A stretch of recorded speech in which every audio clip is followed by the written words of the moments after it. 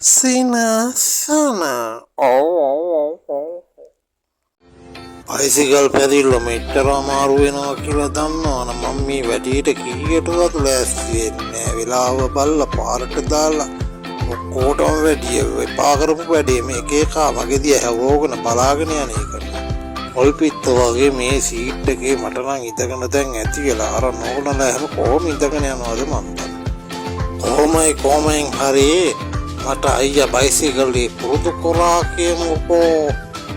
අන්තිමට ලයිසන් එකට ෆොටෝ එක ගන්නකොට තමයි වැඩේ වැරදුනොත්